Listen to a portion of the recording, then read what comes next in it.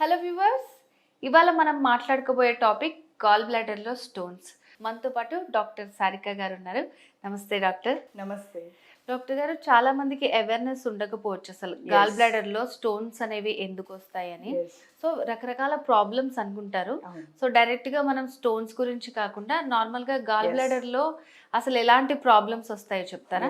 So ఎక్కువ కాలంగా బాధపడుతున్న సమస్య, కొంతకాలంగా దీని గురించి విసిగిపోయి ఎక్కడ ట్రీట్మెంట్స్ దొరక్క వెంటనే పెయిన్ రాగానే సర్జరీస్కి వెళ్ళిపోయే ఒక కండిషన్లో గాల్ బ్లాడర్ స్టోన్స్ అనేది ముఖ్యంగా ఈ వ్యాధిని చెప్పుకోవచ్చు మనం.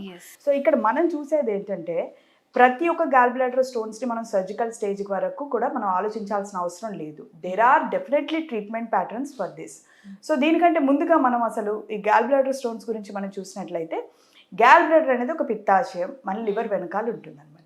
దాని ఫంక్షన్ ఏంటి అని అంటే మనకి రైట్ సైడ్ రిబ్స్ కింద ఉంటుంది, లివర్కు బ్యాక్ సైడ్ ఉంటుంది. సో చిన్న పౌచ్ లాగా ఉంటుంది అనమాట. బ్లాడర్ అంటే in the sense pouch. So ఇదేం చేస్తుందంటే దీని ఫంక్షన్ వచ్చేసరికి మనం తీసుకునే ఆహారంలో ఎక్కడైతే కొవ్వు నిలువలు ఎక్కువగా ఉంటాయో, కొవ్వు శాతం ఎక్కువగా ఉంటుందో, సో అది డిజాల్వ్ అయిన తర్వాతనే మనకి మెటబాలిజంకి యూజ్ అవుతుంది. ఫ్యాట్ ఈస్ వెరీ ఇంపార్టెంట్ మన బాడీలో. సో ఎప్పుడైతే ఈ బైల్ అనేది సెక్రెట్ అవుతుందో అదొక కాన్సన్ట్రేటెడ్ లిక్విడ్గా ఉంటుంది అనమాట. అది రిలీజ్ అయ్యి ఫ్యాట్స్ని చిన్న చిన్న పార్టికల్స్గా చేసి అది మన యొక్క నెక్స్ట్ సర్క్యులేటరీ సిస్టమ్కి అది సెండ్ చేస్తుంది. ఈ బైల్ అనేది సరిపోకపోవడం వల్ల కూడా ఈ బైల్ స్టోన్స్ అంటే చిక్కగా అయిపోతుంది బైల్. సో చిక్కగా అయిపోయి అది స్టోన్స్ కింద ఫామ్ అవుతుంది, పైలప్. చిన్న చిన్న చిన్న చిన్న స్టోన్స్గా ఉంటుంది. తర్వాత అవన్నీ కూడా అతుక్కొని ఒక పెద్ద ముద్దలాగా కూడా తయారవుతూ ఉంటాయి.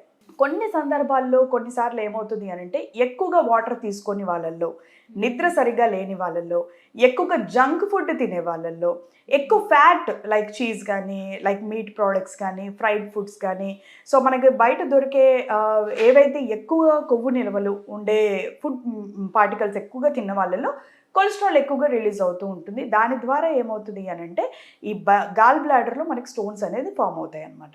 కాబట్టి ఈ స్టోన్ బ్లాడర్లో ఉన్నంత వరకు ఏ ప్రాబ్లం ఉండదు. But once the stone moves on, మన మూవ్మెంట్ అయ్యేటప్పుడు అది మూవ్ అవుతుంటుంది.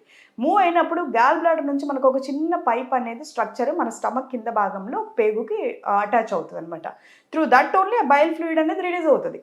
సో దట్ స్ట్రక్ అవుతుంది అనమాట. దట్ డక్ట్ ఏమైతే ఉంటుందో అది బ్లాక్ అయిపోతుంది because of the stone. Then starts the pain. తెలుసుకున్న వెంటనే మనం 2 టైప్ ఆఫ్ ట్రీట్మెంట్స్ మనం చేసుకోవచ్చు. ఫస్ట్ ఈ ఉన్న చిన్న చిన్న స్టోన్స్ని మనం వెంటనే రిమూవ్ చేసుకోగలిగితే కనుక ఈ ప్రాబ్లం అనేది పెరగకుండా ఉంటుంది. రెండోది ప్రొఫైలాక్సిస్, అంటే they have a tendency to form that stones అనే అర్థం. So their metabolism is not quite active. అంటే ఏదైతే కొలెస్ట్రాల్ మెటబాలిజం ఉంటుందో that was fat metabolism, it is not quite good అనమాట. బ్యాలెన్స్డ్ స్టేట్లో లేకపోయినప్పుడు కూడా ఇలా ఉంటుంది. సో ఈ ఉమెన్ ఎవరైతే ఉన్నారో whose ever having gall bladder stones, so వీళ్ళు ఎక్కువగా హైడ్రేషన్ తీసుకుంటూ మంచి స్లీప్ మెయింటైన్ చేస్తూ ఎక్కువ రిచ్ ఫైబర్ ఫుడ్ తీసుకోవాలన్నమాట. ద ప్రివెంటివ్ ఆస్పెక్ట్ ఈజ్ ఎక్కువ ఫైబర్ తీసుకోవాలి, ఫ్యాట్ కంటెంట్ అనేది తగ్గించుకుంటూ రావాలి, ఫాస్టింగ్స్ అనేది చేయకూడదు.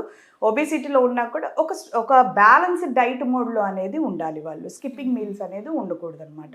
ఎప్పుడైతే మనకి గాల్ బ్లాడర్ స్టోన్ ఉంటుందో అది సెప్సిస్ స్టేజ్లోకి వెళ్ళి అది కుళ్ళిపోవడం కూడా అవుతుంది అనమాట. సో అట్లాంటప్పుడు విపరీతమైన వాంతులు ఉంటాయి, భయంకరమైన పెయిన్, ఫ్రంట్ నుంచి బ్యాక్ వెళ్తూ ఉంటుంది పెయిన్ అనేది.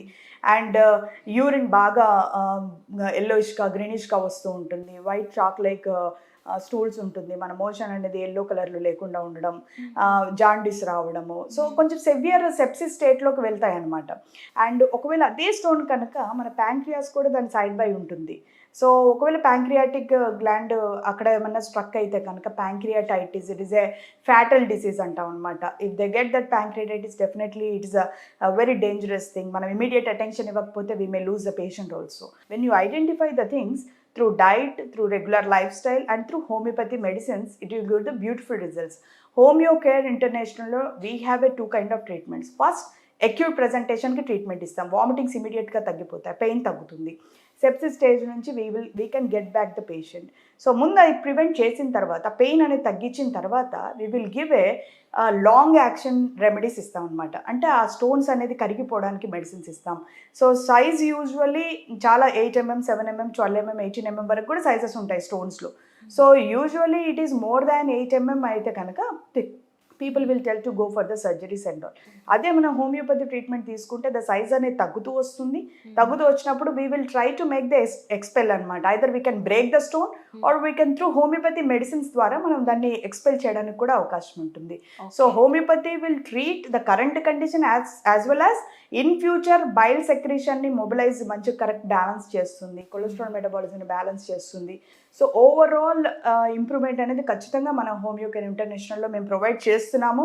We have definitely the good results. So కంగారు పడాల్సిన లేదు, బాధపడాల్సిన అవసరం లేదు, సర్జరీకి ఇమీడియట్గా పోవాల్సిన అవసరం కూడా లేదు.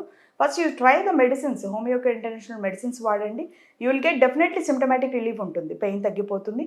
So you will feel better and మీ డైజెషన్ కూడా ఇంప్రూవ్ అవుతుంది. ఏదైతే వీళ్ళకి బ్లోటింగ్, కడుపు ఉబ్బరంగా ఉంటుంది, వాంతి వచ్చినట్టుగా ఉంటుంది, ఏ తినాలనిపించదు, తిన్నా కూడా వెంటనే వాంతులు, కొంతమందికి వాటర్ వామిటింగ్స్ ఉంటాయి, కొంతమందికి solid even food also immediately అయిపోతూ ఉంటుంది అనమాట. So definitely we can do the good results we can get through homeo care international. So అంటే చాలా మందికి ఉంటది అనమాట అపోహ, ఇంత పెయిన్ Yes. వస్తుంది వెంటనే సర్జరీకి వెళ్ళిపోవాలి, హోమియోపతి వాడితే మనకి ఏంటంటే చాలా Yes. Late Fear. రిజల్ట్స్ ఉంటాయని.